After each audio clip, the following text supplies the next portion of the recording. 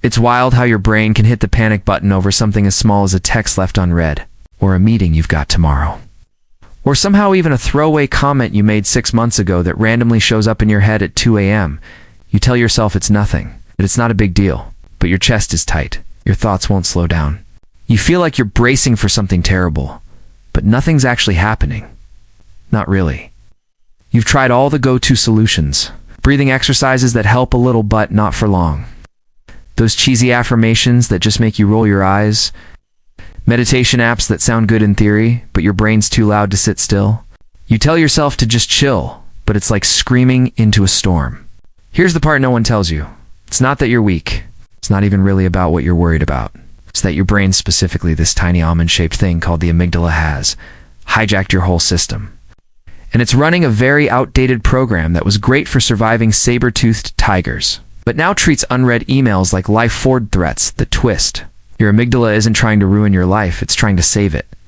It just doesn't realize the danger it's reacting to isn't real, or at least not life-threatening.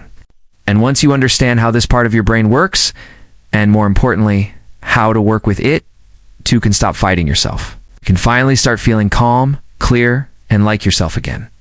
Your anxiety isn't a flaw. It's a system that's gotten stuck, but you can unstick it. Let's get up close and personal with the real culprit behind your anxiety, the amygdala. It's this pair of tiny structures deep in your brain that's basically your inner alarm system. Imagine the most overzealous security guard you've ever met, someone who sees danger around every corner. That's your amygdala. Hyper alert, always watching, always ready to hit the red button. Back in the day, like caveman era, this system saved lives. You hear a rustle in the bushes? The amygdala doesn't wait to find out if it's a bunny or a bear.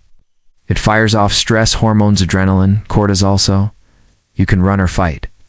Your heart races, muscles tense, and your thinking brain, the prefrontal cortex, temporarily gets sidelined. That system still works.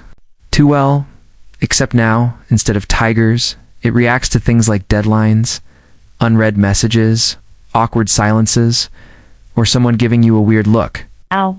Your amygdala can't tell the difference. It sees stress, uncertainty, or discomfort, and boomful body alarm. And here's the kicker. Your brain has what scientists call a negativity bias. It's basically programmed to assume the worst. That's why your mind spirals. It's not overreacting for fun. It's trying to protect you from every possible bad outcome. Which evolutionarily makes sense. Early humans who worried survived, the chill ones. Maybe not so lucky, but this is where it backfires. In modern life, the amygdala gets too good at its job. It starts scanning everything as danger-even stuff that isn't threatening. You get anxious just anticipating feeling anxious. And now you're afraid of your own fear. That's what psychologists call anxiety sensitivity. So now, something small or missed call, a long pause in a conversation, triggers the full fight, flow, flight response. Your body goes into survival mode over things that aren't remotely dangerous. But the amygdala doesn't care if it was a false alarm. It logs it. It strengthens the link between minor triggers and major panic. This is called kindling.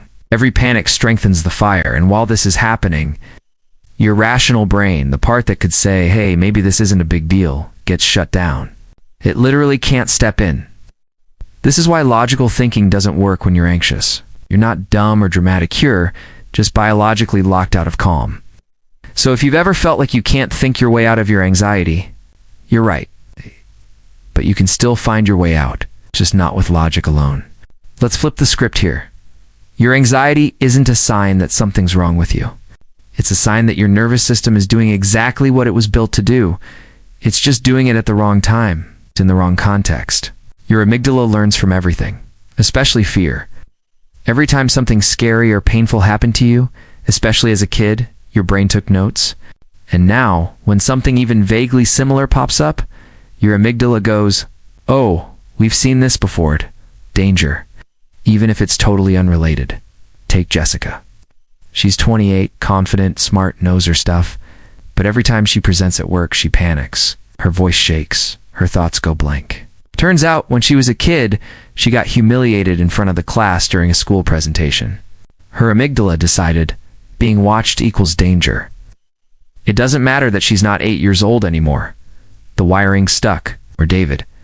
He's been healthy his whole life.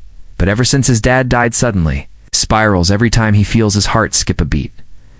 Rationally, he knows he's fine. But his amygdala doesn't do rational, it's just learned. Heart sensations equals emergency. This is why all the just don't worry advice feels useless. You're not battling bad thinking. You're dealing with a brain that's working overtime to protect you from anything remotely similar to past pain. Your amygdala is running off pattern recognition, and the patterns it sees, often outdated. Here's the deeper truth. Anxiety is about safety. Your brain is constantly asking, are we okay right now? If it doesn't get a clear yes, it acts fast. It's in big. So no, you're not weak. You're not broken. You're just running protective software that's gone a little haywire.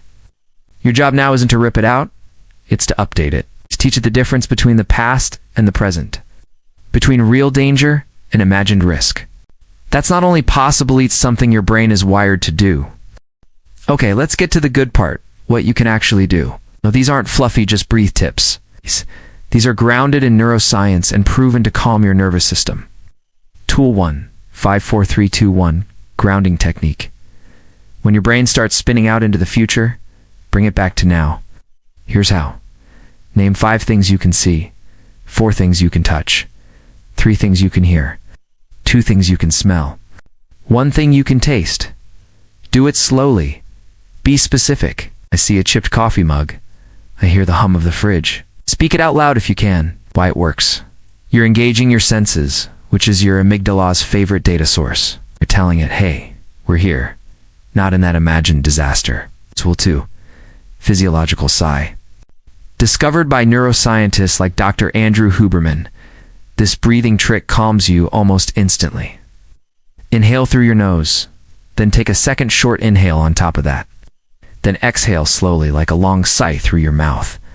That double inhale expands your lungs fully, which activates receptors that send a calming signal to your brain. The long exhale kicks in your parasympathetic nervous system, aka your calm down mode. Do this 2 to 3 times. It's quick, subtle, and you can do it anywhere. Tool 3. Amygdala labeling. The moment you notice anxiety creeping in, name it. Literally say, my amygdala is activated. Or, my brain thinks I'm in danger. This might sound weird, but it works. When you name what's happening, your prefrontal cortex lights back up and starts taking back control. Then ask gently, what might my brain be trying to protect me from? That question opens curiosity instead of panic, which is exactly what your system needs. Tool 4. The safety audit. Your amygdala is always scanning for danger, so help it out. Look around and ask, am I physically safe right now? Shelter. Check. No predators? Check. Nobody screaming? Check. You can even say out loud, I am safe in this moment. Sounds simple, but it's powerful. It helps bring your amygdala into reality instead of reactivity. Tool 5. Rewrite the narrative when anxious thoughts show up. Don't argue with them. Thank them. Say, thanks, brain. I see you're trying to keep me safe. Then ask, is this something I actually need to act on? Or just something I'm scared might happen? That pause, that curiosity. It puts your thinking brain back in charge and stops the spiral before it takes over. None of these tools are magic, but they work especially when used consistently.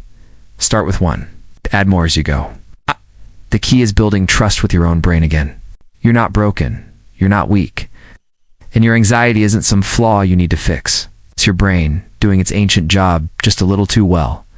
Your amygdala isn't out to get you. It's out to protect you. It just needs new instructions.